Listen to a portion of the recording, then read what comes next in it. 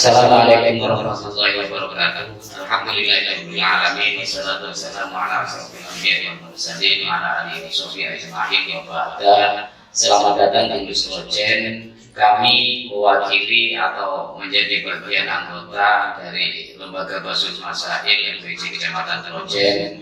Di dalam kesempatan ini ingin menyampaikan jawaban dari beberapa pertanyaan yang telah dipertanyakan di beberapa kajian-kajian studi keseharian yang telah dilaksanakan di musola-musola atau langgar-langgar yang ada di wilayah Kecamatan Trojen. Untuk pertanyaan yang pertama adalah terkait kemakruman mertua dan ipar, apakah hal itu bisa membatalkan wudu? Pertanyaannya, apakah mertua dan ipar bisa membatalkan wudu? Ini pertanyaan dari jamaah Manggar Baitul Tohar, Temanggung Barat, Sukoharjo, Trojen, Kota Malang. Pertanyaan yang kedua adalah, apakah anak tiri termasuk mahram sehingga tidak membatalkan wudu? Untuk jawaban yang pertama, ini terkait masalah mertua. Itu pertanyaan yang kedua mempertanyakan terkait masalah kemahraman mertua. Mertua itu menjadi mahram sejak seorang laki-laki menikah atau akad nikah dengan anaknya, secara otomatis menjadi mahram selamanya. Terus jawaban yang kedua terkait masalah ipar, baik adik ipar atau kakak ipar, maka kakak ipar itu menjadi mahram lil jami, artinya menjadi haram dinikahi untuk dikumpulkan bersama dengan saudaranya, tetapi tetap ketika punya wudu batal. Kenapa kok tetap batal? Karena kemahramannya tidak selamanya. Yang ketiga, pertanyaan terkait anak tiri.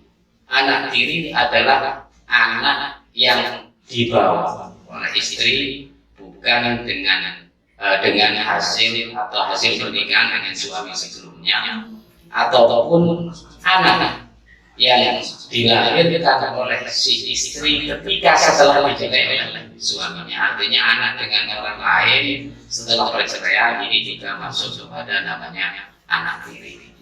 Perlu diketahui bahwa itu yang menjadi asbab kemahraman itu ada 3 perkara, yaitu yang pertama mahram bin nasab atau mahram bin qurabah. Mahram sebab adanya hubungan darah, nasab atau kekeraban. Ini banyak sekali, satu contoh ibu ke atas, ibu, mbak, kakek dan sebagainya ke atas, terus anak ke bawah, anak, cucu, cicit dan sebagainya. Terus ke samping kiri, ke atas, misalnya BB, paman, ke samping kanan ke atas, termasuk dari orang tua laki-laki, orang tua perempuan, juga BB, paman dan sebagainya.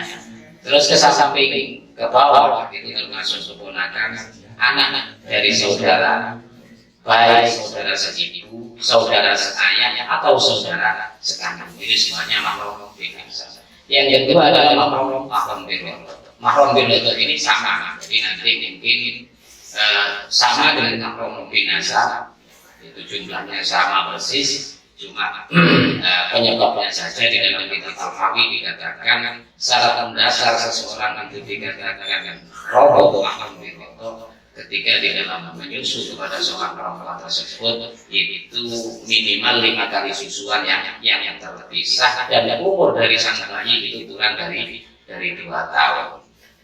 Yang ketiga adalah mahram bin musohar, kemahraman sebab adanya pernikahan, perbesanan atau permantuan. Maka di 3 pertanyaan ini semuanya masuk kepada mahram bin musohar. Bedanya antara di 3 pertanyaan ini ada yang mahram alal muhabbat menjadi mahram selamanya, sehingga kalau punya wudu tidak batal.